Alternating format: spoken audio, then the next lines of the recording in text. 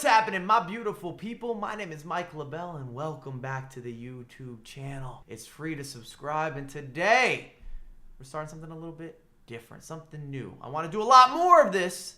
Drop a thumbs up if you appreciate it. We're looking more at doing on-the-fly breakdowns, clip analysis. You'll see that the way that it's segmented or set up is a little bit different than some of my traditional tips and traditional tutorial videos. And I want to know if you appreciate this. Like I said, take a moment, drop a thumbs up, easiest way. Get in the comments. It's also the holiday season. We're in December. Always motivated to do a lot of giveaways. So I need to know in the comments, what do you want me to give away? I'm looking to bring Santa Mike back in full effect. Even some of those basketball videos of me.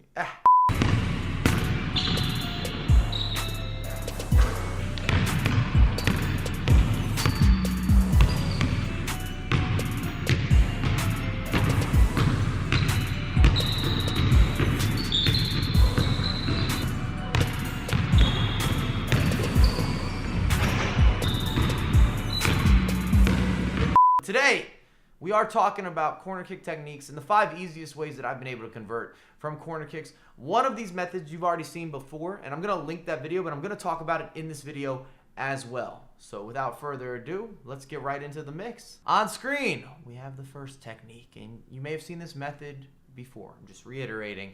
And we're going to be flicking on from the near post, and it starts off with being an effective way to score goals because converting headers directly in FIFA 20, kind of low percentage. So what you're going to do here is you're going to use typically the first man to come for a dummy run. That's what you're having with, I think it's Neymar that's coming. He's a dummy run. We're not using that. I just want to see if players react. Now you can see where I'm aiming the cursor. You're looking about halfway power. Virgil van Dijk is going to take that space. But we're not trying to score directly. We're going to be flicking this on, whether that comes off his head, his chest. In that case, I think it comes off his thigh. And then it's all about that secondary option where LaBelle fits the build, fits the space, falls into space, finds the space, and then he converts this opportunity. It's a beautiful goal. And you can replicate this with high levels of success in FIFA 20. It's just a matter of taking what the defense gives you. The second corner kick method, and these aren't necessarily listed in order, is you're going to go short, which is always a common theme for me. I like to use short corners because for yours truly, it defends against being countered. I typically don't lose the ball, and when I do lose the ball, it's not in a dangerous area. One way that gets me tilted in FIFA almost instantaneously is conceding from my own offensive corner kick. Hence why I'm using short corners. So in this situation, I know we have a face cam over the short corner taker. Not that it's that relevant, but we're going to aim for the near post. So what we're going for here is, I want to say it's Virgil van Dijk who's going to be coming short. We go short. All you have to do is beat that first man. Not with a skill move, just a quick turn left or right. And you can see that what's most important here is on the near post, our player is in front of the defensive player, which means it's open. So you're going to hit the near post. We do that. It's actually Sergio Ramos, excuse me, no Virgil van Dijk. And once Ramos gets the ball here, you've got a few different options, whether you're going to go for a layoff to King Kenny, or if you're going to try a drag back, you're going to force the issue, you go for a shot and a rebound. So we get that layoff, Ramos to King Kenny turns, and it's relatively simple. We add to our lead. In this case, it turns out being a rage quit, and we celebrate. And this works in division rivals, works in FUT champions, to draft, all the above. People always look for universal ways to play defense or different methods offensively, and it just doesn't work that way because you're playing against another human being, your opposition. You have to be able to adjust and truly react to what you see on the virtual pitch. We've examined when you go direct and you flick the ball on from the near post. We've then hit the near post on the ground. Now we're looking at utilizing the top of the box. It's sometimes relatively direct and quick, and you get to that top of the box and you're able to open up your body, you're able to take a shot. But versus better defenders, you're going to have to do a little bit more. And it's all about taking what the defense gives you. In this situation here, very common, we have Wijnaldum, and you've got a bit of a 1v1. And you've got to decide if you want to use a skill move, if you want to pass around that defender, or if you can even hit any of the offensive players that are already in the box, if that angle's opened up to you. In this case, you would be looking at a Virgil van Dijk, or if you're trying to hit Gareth Bale. Both of them would be feasible options that you could expect a completion. You could expect a pass to work in this scenario. Plus, you still have to beat that defender depending if he backs off or if he tries to cut a passing lane or if he gives you space. In this case, we use the heel-to-heel It allows our offensive players to get into better positions. We're going to hit Gareth Bale. After hitting Gareth Bale, because everyone on the pitch knows that Gareth Bale is left-footed, this is a really big key. And this is what I talk about when people think in FIFA there's not additional intricacies. Sometimes people think it's a very simple game, and at face value it is, but when you get to higher levels and what's being thought of at the competitive level in terms of anticipation, it gets a little more complex. So Gareth Bale, left-footed, my opponent's going to think that we're going to potentially attack that left side, try to keep it on his left foot basically. If we go for a finesse shot, so be it. He's going to move his defender. And the reason that I'm stating this is because I'm going to anticipate this move. I'm going to drag back onto Gareth Bale's weak foot. However, in this position here, I know if I position my body correctly with that sprint dribble, which we've done, we have the chance for Gareth Bale to use a trivela, and he's going to use the outside of his left foot and then attack that near post. Look how much space there is, because we always worry about AI blocks and AI defending, and it's because my opposition was overplaying that we were on Gareth Bale's dominant foot, and we're going to convert that. And this is another reason that you want to hit the top of the box. It's a really effective method and just a way of mixing up your corner kicks, especially if you have multiple corner kicks throughout the match.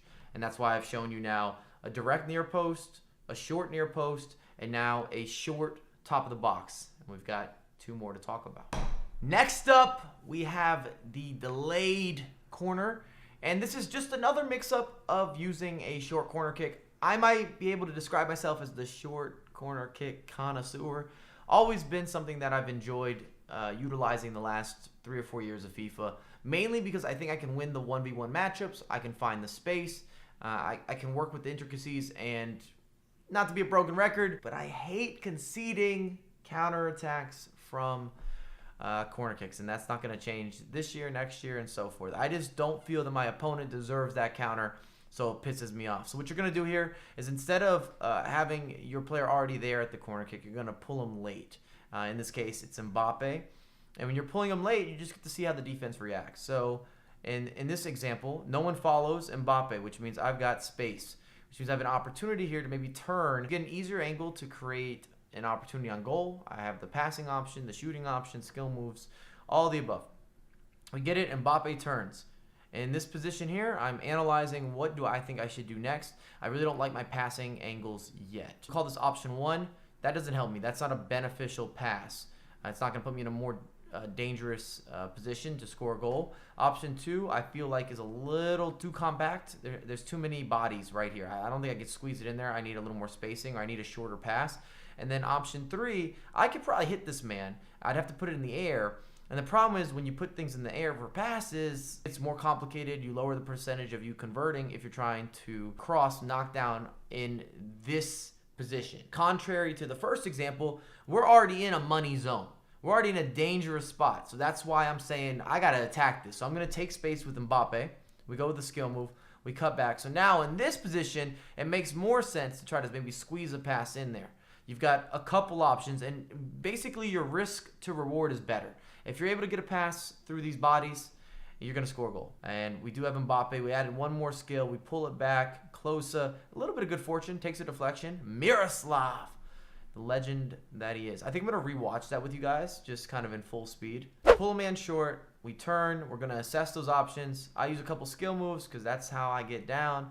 Miroslav, bit of good fortune, but he's still in the bread and butter zone. Plain and simple. And last of the corner kick variations, still going to be a short corner. I call this the reset. And this is where we often get into a mindset or a mode where we think, I'm going to make this decision regardless of what happens. Predetermined passing is what I like to call it. This is a good example of showing patience. So this is number 5. We go short. We've got Mbappe. Basically, my opponent defends really well. There is no short option. Look how many bodies are covering everything. I'm not going to be able to make any passes into this area. This zone is covered. Even if I want to recycle, that's a very difficult pass all the way back to, I want to say that's De Jong. It's just not a great lane. So I'm with Mbappe, I reset. The good news is I know that I'm going up against a AI defender. You can see my opposition is controlling this defensive player, which means that I am going to have the opportunity to turn left, to turn right, potentially beat that defender, maybe open an angle. But initially, his defense on the corner kick, very good, especially for the technique that I'm trying to utilize here. So I'm recycling with Mbappe, and I'm shaking that defender. Even here, I don't have any players really to shake back. There's not much open. He has bodies on bodies on bodies, even to the point or to the extent that I can't get to the top of the box either. I don't really have an outlet. So as Socrates gets back into play from taking the corner kick, this is where we get a chance. We beat a 1v1, and now we can deliver an entry pass. And once you deliver an entry pass, it's all about reactions, timing, and seeing if you pick out the final pass or the angle for the shot. So we make this entry pass, Socrates, and then we get a gift of an opportunity. We get a 2-for-1. We can either go towards the top of the box, but I know that is, I think, Sergio Ramos. I know this is a defender. Therefore, I don't want to make that pass ideally. Or you have Cristiano Ronaldo. So I know if I go to Cristiano, turns, he's going to have an opportunity to score a goal. If I go here, yes, I'm in a good shooting pocket. I have a good shooting lane, but I don't have the correct personnel for that shot opportunity or that shot creation. So we hit Cristiano. It opens up. Pretty simple finish for him. We extend our lead. We win the match, plain and simple. But the big key to that fifth method is if you go short, not rushing, not having predetermined passing. I think it's really important that we stress that. If you're going with short corners as a main method, and I just don't prefer lobbing it into the box because I just feel as if people get too easy of outlets often, and then the counterattack starts. I know myself. I know how angry I get when I concede a goal from my corner kick. So a lot of my setup or my scenario or even my mindset to converting corner kicks is also not conceding goals from corners. I don't believe I'm the best corner kick taker or one of the best corner kick takers in the world or in the nation or whatnot. I know how to convert them, but I would be willing to go on record that I'm one of the best at stopping people from scoring corners. But with all that being said, happy early holidays. I'll have a lot more content coming for you ASAP. Comment, giveaways, Santa Mike. I'm on board with it.